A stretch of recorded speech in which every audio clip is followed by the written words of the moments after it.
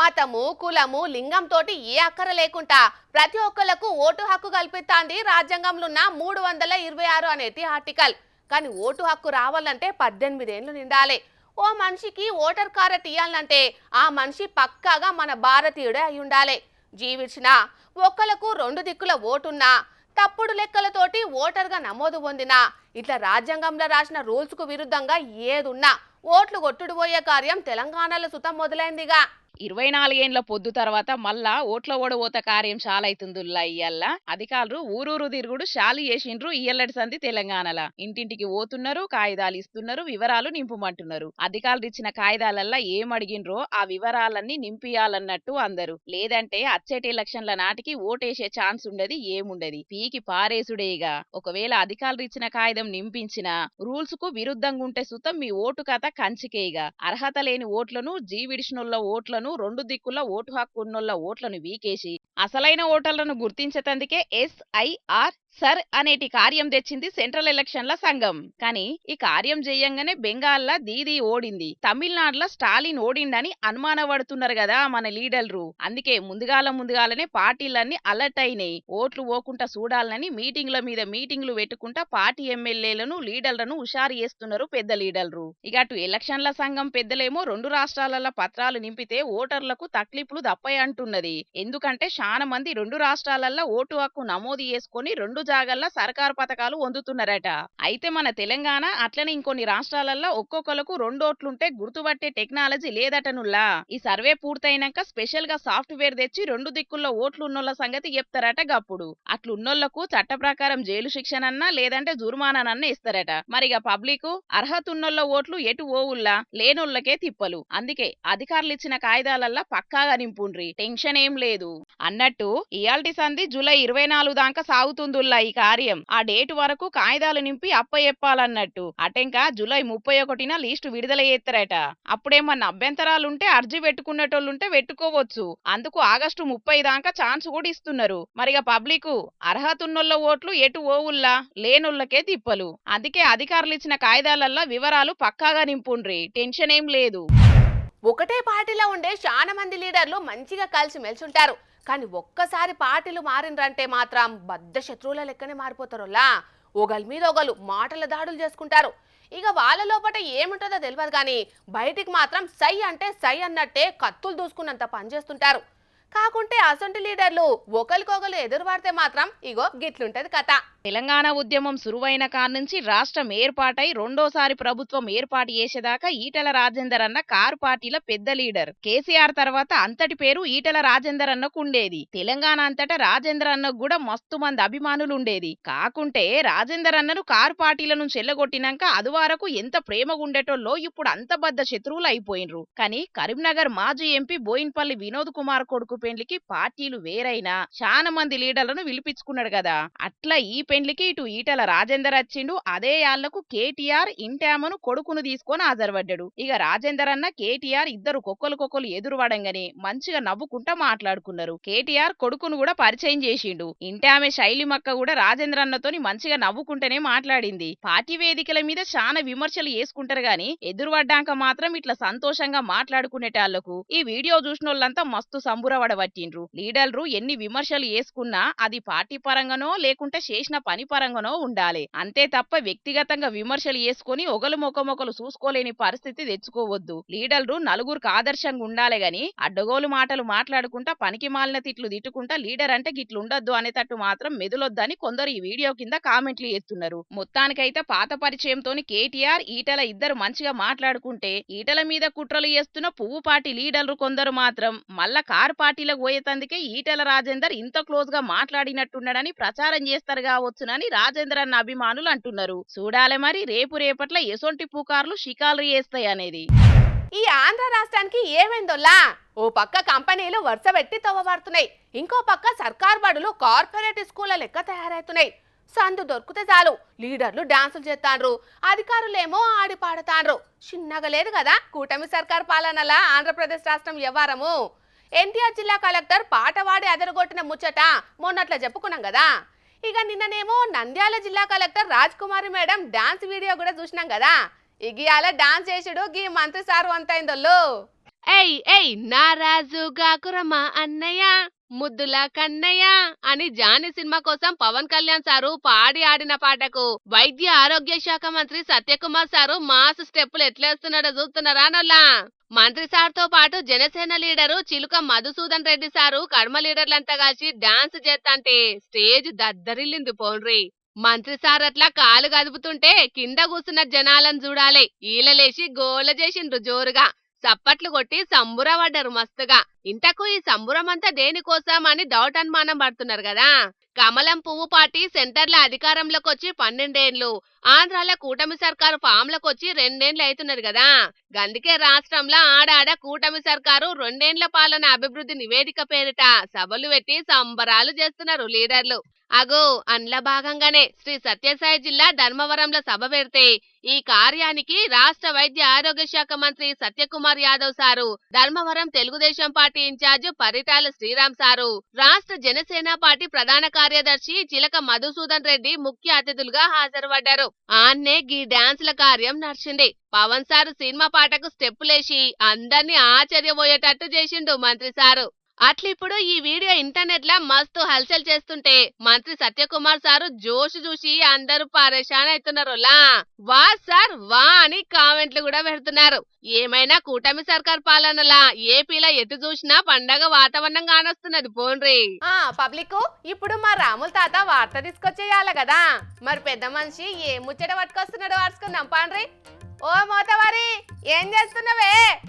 Dear బడి పిల్లగాళ్ళు, ఇవాళ నేను మీకు తెలుగు పంతులుగా పాఠాలు చెప్పేటందుకు వచ్చేసిన కాబట్టి మీరందరూ కూడా శ్రద్ధగా నేను చెప్పే పాఠాలను ఆలకించాలి, సరేనా? చలో మరి ఇవాళ పాఠాన్ని మనం సురువు చేద్దాం.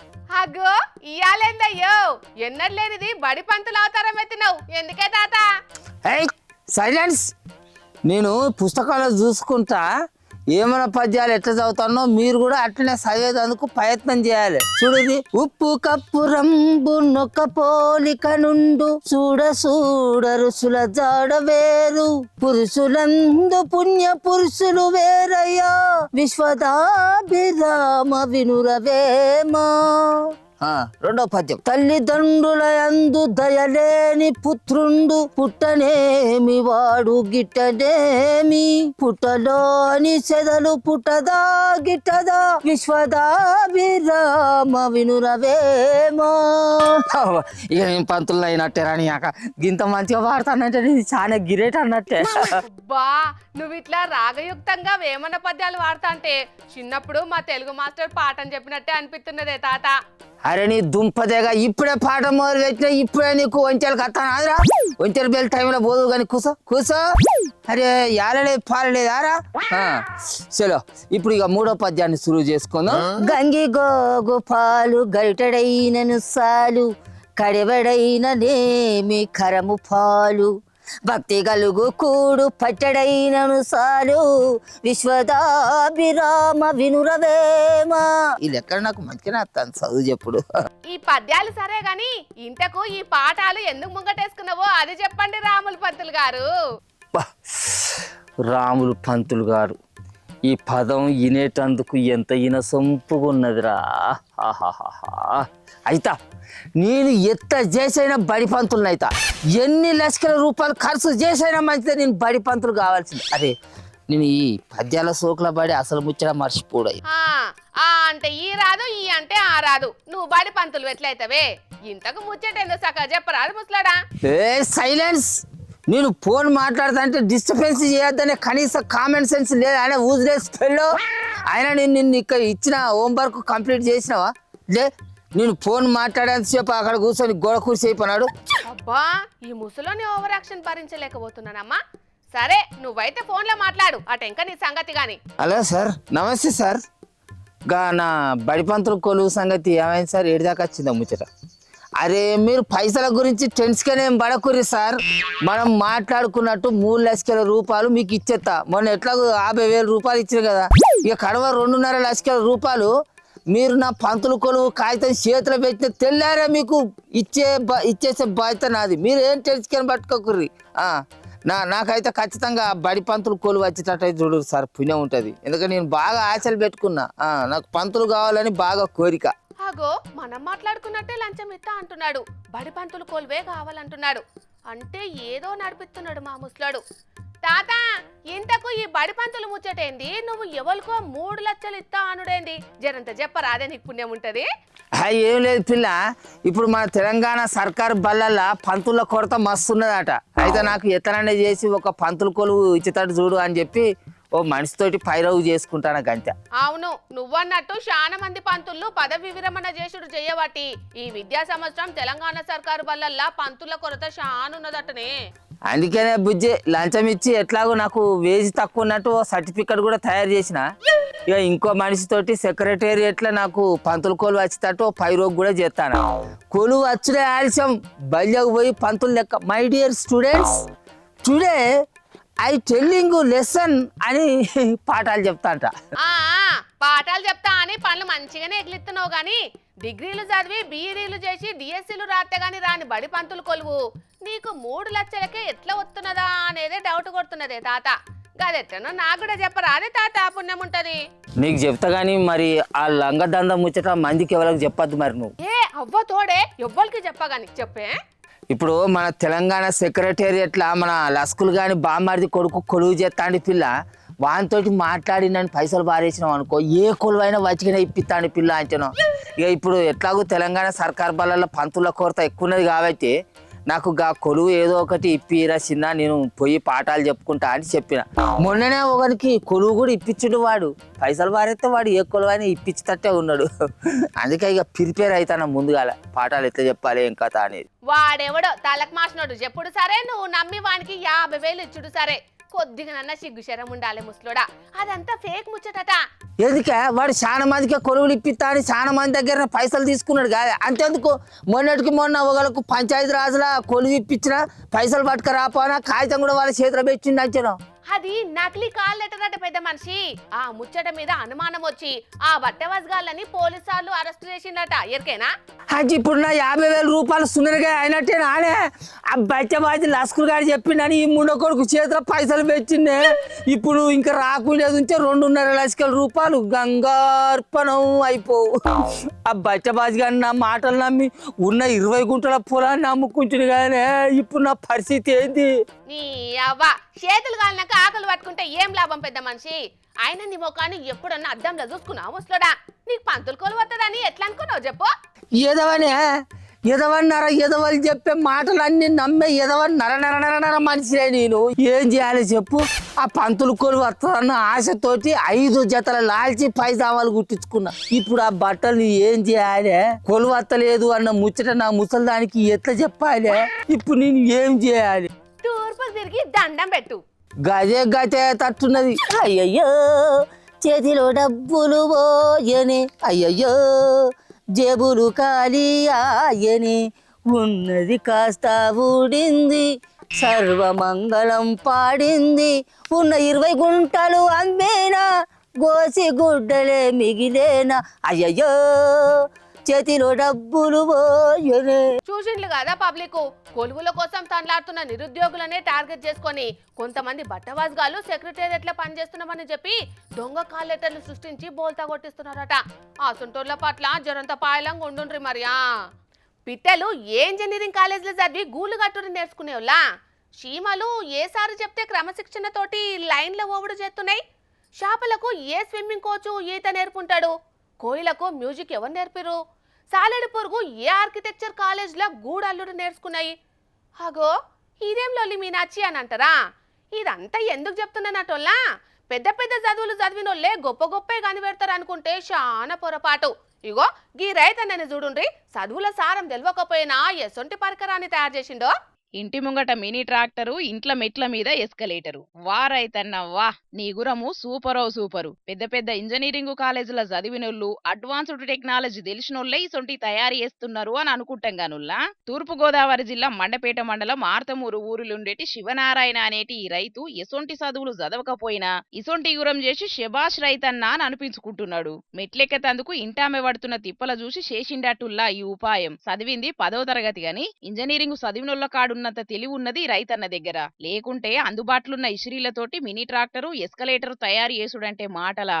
అవసరం మనిషిని ఎంత దూరమైన తీసుకుపోతది అన్నట్టు మోకాల నొప్పులతోటి మెట్లెక్కలేకపోతున్న ఇంటి ఆమె కోసం ఏ ఇంజనీరింగ్ కాలేజ్ లో చదవని ఇంజనీర్ అయ్యిండు ఈ కాక.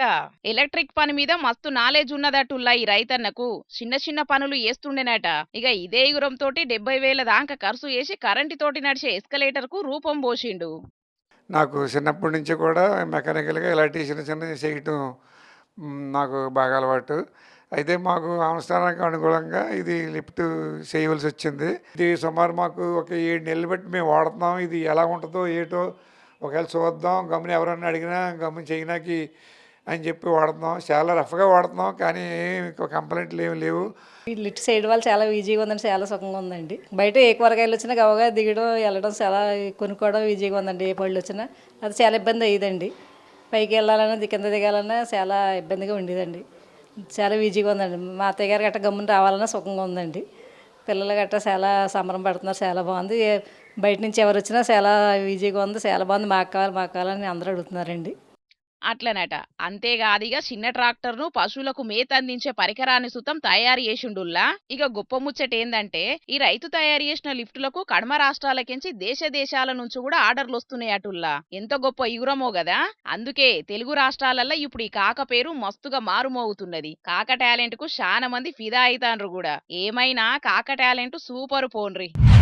వర్షాకాలం వచ్చిందంటే చాలుల్లా పట్నం రోడ్లన్నీ వరద నీళ్ళతోటి జలమయం అయిపోతాయి. ఓ దిక్కేమో బొమ్మానంగా వరద వస్తా ఉంటది, ఇంకో దిక్కేమో డ్రైనేజ్లన్నీ మూసుకుపోయి వరద నీళ్లు పోయేటందుకు తక్లీఫ్ అవుతుంది. మున్సిపల్ సిబ్బంది ఎప్పటికప్పుడు శుభ్రం చేస్తూనే ఉంటారు. ఆయన కూడా ఇగో ఈ పరిస్థితి ఎప్పటికుండానే ఉంటదోలా. వామ్మో ఏందిది, గుట్టలు కదా వేరుకపోయినట్టే వేరుకపోయింది కదా చెత్త. డ్రైనేజీల నుంచి బయటికి తీసిన కొద్దీ గుట్టల కొద్దీ చెత్త బయటికి వస్తూనే ఉన్నది. కాలువ నిండా ప్లాస్టిక్ సీసాలు, కవర్లు, చెత్త చెదారం ఏది పడితే అది అన్ని తీసుకుపోయి డ్రైనేజీలనే పడేసే వరకు మురికి నీళ్లు పోవాల్సిన డ్రైనేజీ చెత్త చెదారం తోటి నిండిపోయి గబ్బు పట్టిపోయింది. ఇంతగానం చెత్త డ్రైనేజీ మొత్తం నిండిపోయినాక మురికి నీళ్లు వరద నీళ్లు పోలేక చిన్నపాటి వరదొచ్చినా ఆ నీళ్లు మొత్తం పోటుగా అమ్మి చుట్టుముట్టి ఏరియాలన్నీ జలమయం అవుతున్నాయి. ఇంతకు ఇది ఎక్కడ ముచ్చటనేది చెప్పలేదు కదా. కరీంనగర్ జిల్లా కేంద్రం జ్యోతినగర్ లో ఉన్న మురికి కాలువను అక్కడి మున్సిపల్ సిబ్బంది సాఫ్ సఫాయి చేస్తుంటే బయటపడ్డది చెత్త చెదారం. ఆయన ఒక్క అక్కడి మురికి కాలువనే కాదుల్లా, పట్నంలో ఉన్న ఏ మురికి కాలువను చూసినా గిట్లనే ఉన్నది. మరిగా గింత చెత్త చెదారం నిండిపోయేదాకా మున్సిపాలిటీ సిబ్బంది ఏం చేస్తున్నారనేది ఇది చూసినోళ్ళందరికీ కోపం వస్తుండొచ్చు. కానీ అసలు ముచ్చట ఏందంటే ఇంత చెత్త చెదారాన్ని కూల్ డ్రింక్స్ బాటిళ్లను, మందు బాటిళ్లను, చిప్స్ పొట్లాలను, కవర్లను, ఇంట్లో పనికిరాని వాటన్నిటిని తీసుకుపోయి అదేదో చెత్తకుండైనట్టు డ్రైనేజ్లలో వారేసే జనాలను ముందు ఎంత తిట్టినా తప్పులేదని అనబట్టిండ్రు ఈ వీడియో చూసిన కొందరు జనాలు. మరిగా పరిసరాలను శుభ్రంగా ఉంచుడు ప్రభుత్వ బాధ్యతే అయినా మన ఇల్లు ఒకటే శుభ్రంగా ఉంటే చాలు, బయట ఎట్లున్నా ఏం కాదనుకునే కొంతమంది జనాలు చేయంగా ఇట్లా డ్రైనేజీలు రోడ్లన్నీ ఆగమైపోయి కడుమ జనాలకు అరిగోస అయ్యే పరిస్థితి మోపైతున్నదొల్లా. కాబట్టి పబ్లిక్ ఇటువంటి చూసినాకన్నా జర సోయి తెచ్చుకోండ్రి. నేనొక్కడిని చేస్తేనే ఏదో ప్రమాదం ముంచుకొస్తదని మాత్రం అనుకోకుండ్రి. ప్రతి ఒక్కరు ఎవ్వరి కాలు మనం శుభ్రంగా ఉండుడే కాదు, మన పరిసరాలను కూడా శుభ్రంగా ఉంచుకుంటేనే మనం మంచిగుంటాం, మన వాడ మంచిగుంటది, మన ఊరు కూడా మంచిగుంటది, ఆఖరికి మన రాష్ట్రం కూడా మంచిగుంటది. కాబట్టి ఈ కాడిగంచి ప్రభుత్వాలను విమర్శించే కంటే ముందుగాల అసలు బాధ్యతాయుత పౌరులుగా మనం ఎట్లా మెదులుతాన్నాం అనేది కూడా ఒకసారి ఆలోచన చేసుకోండి, సరేనా? ఈ జమానాల చాలా మంది బయట దేశాలకు పోవాలి, అక్కడనే ఉండిపోవాలని అనుకుంటారు. అమెరికాకు, లండన్ కు, దుబాయ్ కి పోయి అక్కడనే సెటిల్ అయిపోయి మంచిగా ఎంజాయ్ చేయాలని అనుకుంటారు. కానీ అక్కడికి పోయినాక కొంతమందికి మాత్రం పుట్టిన దేశం మీద, కన్న ఊరు మీద ఎక్కడ లేని మమకారం ఉంటది. అసంటోళ్ళు పరాయి దేశంలో పరాయిల లెక్క ఎన్ని రోజులని బతుకుతారు? ఎప్పటికైనా పుట్టిన గడ్డకే పోవాలని అనుకుంటారు కదా. అట్లా అనుకున్న గీ అవ్వ ముచ్చటను మన జోర్దార్లకు పట్టుకొచ్చిన వల్ల చలో మీరు కూడా చూసేయండి. మహాలక్ష్మమ్మ దేవుడి పేరులో నిబద్ధపరచి భారత రాజ్యాంగానికి నిజమైన విశ్వాసం. ఈ అవ్వ చెప్పేది చూస్తాంటే ఏదో పదవికి ప్రమాణ స్వీకారం చేసినట్టే అనిపిస్తుందిలే, కానీ కాదు. ఈ అవ్వ 33 ఏండ్ల కిందట అంటే 1993లోనే అమెరికా దేశానికి పోయింది. 2003 సంవత్సరంలో ఆ దేశంలోనే పర్మనెంట్ గా ఉండేటట్టు పౌరసత్వం సుతం తీసుకున్నది. ఈ అవ్వ పేరు మహాలక్ష్మమ్మ. బాపట్ల జిల్లా చినగంజాం మండలం చింతగుంపల ఊర్లుంటది. 94 ఏళ్ల ఈడుకున్నది. అమెరికాలో మంచిగానే బతికింది. కాకుంటే పుట్టిన ఊరు మీద మమకారం చంపుకోలేక 2018 సంవత్సరంలోనే మన దేశానికి వచ్చింది. గన్నే పుట్టిన ఈ మట్టిలోనే నా కట్టె కలిసిపోవాలనుకున్నది.